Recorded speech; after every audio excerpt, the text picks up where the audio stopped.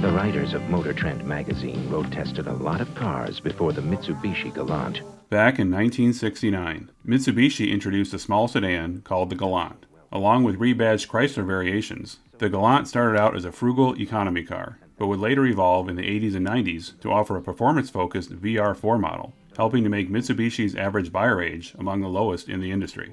But in an attempt to move upscale, the Galant evolved yet again in the 2000s to become a more adult-oriented family sedan, where it ultimately couldn't compete, leading to its cancellation by 2012.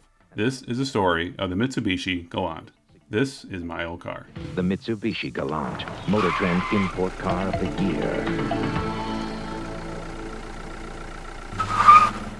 Although I have had several requests to feature the Galant, as far back as the beginning of my channel almost a year ago, this is another example where I had one particular viewer who has been asking for this episode for several months, so I hope you like it. My Old Car is now on Instagram. Follow me at myoldcar1981 to send suggestions for future episodes, and use the hashtag myoldcar1981 to share photos of your old car. If you are of driving age in the 1960s and 70s, your idea of the Mitsubishi Galant's target audience is likely different than someone from the 80s and 90s. And even more so for the 2000s. The original Galant was also known as the Colt Galant, and thanks to Mitsubishi's association with Chrysler back in the 70s, some American drivers back then may not have known it was a Mitsubishi. Instead, they knew it as a Dodge or Plymouth, since Mitsubishi exported it to America for Chrysler, starting in 1971. It was also sold as a Dodge Colt in South Africa, where it first earned notoriety for rally racing. In Japan, a fastback version was also offered starting in 1970, called the Galant GTO. But like almost all cars sold in Japan, engine displacement remained low, between 1.3 and 1.6 liters, as higher displacement meant higher taxes to be paid by the owner. A second Galant generation began in 1973, which again was exported to North America as the Colt. Australians may remember it as the Chrysler Galant, and in Europe as the Colt Galant. The second generation had more curves than before, sporting what was often called Coke bottle styling. Engine displacement also increased, but stayed under 2 liters to avoid the extra taxes back home in Japan. Starting with the third generation in 1976, the Galant became known as the Galant Sigma for the 4-door, and the Galant Lambda for the 2-door. Lambda, Lambda, Lambda. Back in North America, Chrysler began using the Colt name on a different Mitsubishi import, the Lancer. How did Dodge Colt put so much in such a little car? But the Galant Lambda would return as a Chrysler in 1978. I got a Challenger. I got a Sapporo. Where it was rebadged as the Plymouth Sapporo and the Dodge Challenger. The latter name definitely sparked some controversy among Mopar fans, as the Challenger had previously been a popular muscle car.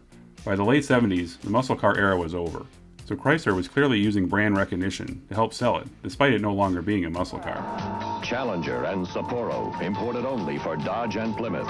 And yet, Chrysler marketed the Challenger as a performance car, and the Sapporo as a luxury car, despite the two cars being mechanically identical.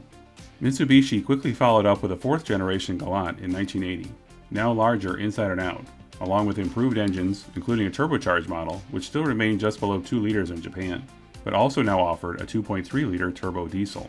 In Australia, instead of the Galant name, it was known as the Mitsubishi Scorpion.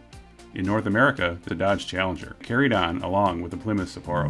The anti-shock sticker on Challenger and Sapporo, imported only for Dodge and Plymouth. Neither of the Chrysler models sold well, so when Mitsubishi began a 5th generation of the Galant in 1983, Chrysler opted to drop both of their rebadged models, and instead moved forward with their plan to begin Diamond Star Motors in 1985. Check out my Diamond Star Motors episode to learn more about this joint venture. The 5th generation Galant that began in 1983 was the biggest change mechanically for the model since its debut, thanks to the switch from rear to front-wheel drive. Although the Sigma name was still sometimes used, the Lambda name was dropped, as there was now just a 4-door model. With no more rebadged Chryslers in North America, Mitsubishi imported the Galant beginning in 1985, with that name for the first time, as part of its goal to increase their market share in North America. And you just might drive away in this world-class luxury car with something else. Change. But as a mid-size 4-door sedan, the Galant faced stiff competition with the Toyota Camry and Honda Accord, so in order to compete, the Galant would need to evolve to stay relevant. Beginning with the 6th generation in 1987, the Galant began to move away from its boxy early 80s styling to a taller, rounder shape, and the automotive press took notice. with Motor Trend awarding it as Import Car of the Year, when exports to North America began in 1989. Canadians would see the same car there sold as a 2000 GTX, sold under both the Dodge and Eagle brands.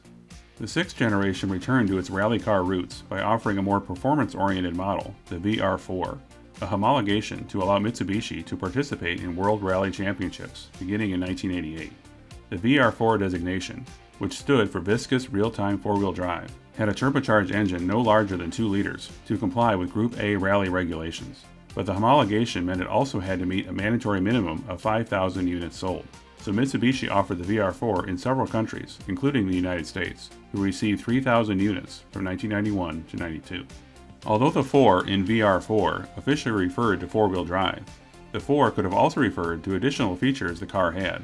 First was 4-wheel steering, which allowed the rear wheels to move up to 1.5 degrees in the same direction as the front once the car went over 30 miles per hour. The car also had 4-wheel independent suspension and 4-wheel anti-lock brakes. Having all these features in one car was rare back then. Top speed was over 130 miles per hour, with a 0 to 60 time of 7.3 seconds.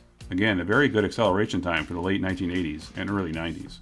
But by the time the 7th generation Galant debuted in 1992, Mitsubishi also had its Lancer Evolution model, which, being a smaller model based on the Mitsubishi Mirage platform, became the more viable option for continuing with the homologation for rally racing.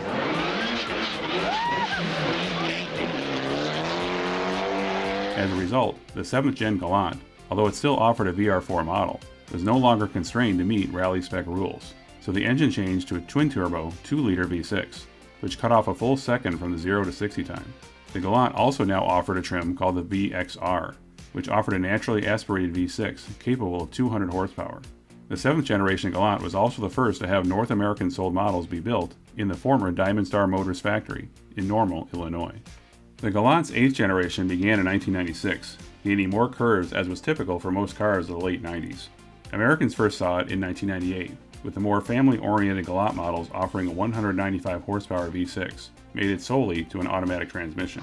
How about air conditioning, automatic transmission, power everything, and much more? But performance-oriented buyers would still opt for the VR4 model, now with a 2.5-liter twin-turbo V6, with yet another second cut from the 0 to 60 time, and a top speed of over 160 miles per hour. The Type V model was the base, where the Type S model also offered active yaw control and Mitsubishi's new electronic automatic transmission, which included an advanced self-learning feature that was based on Porsche's Tiptronic transmission. Thanks to the VR4 model and cars like the Lancer Evo, Mitsubishi had managed to maintain a lower than average age for its owners compared to other automakers.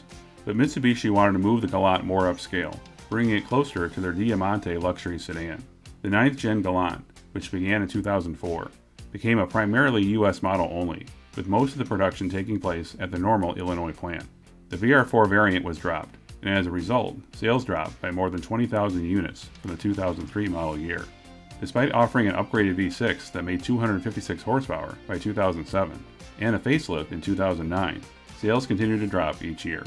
Although I don't recall the Galant being offered as a rental car, it may have been, as the base model's 4-cylinder probably would have been a good rental option, as it sadly became yet another 4-door sedan in an overcrowded market. The 9th Gen Galant would be the last, ending in 2012. After the loss of the Galant in the United States, Mitsubishi struggled with a very small lineup, with the only car offerings being the Lancer and Mirage. And you should thank your lucky stars you get that cup holder. And initially just one SUV, the Outlander.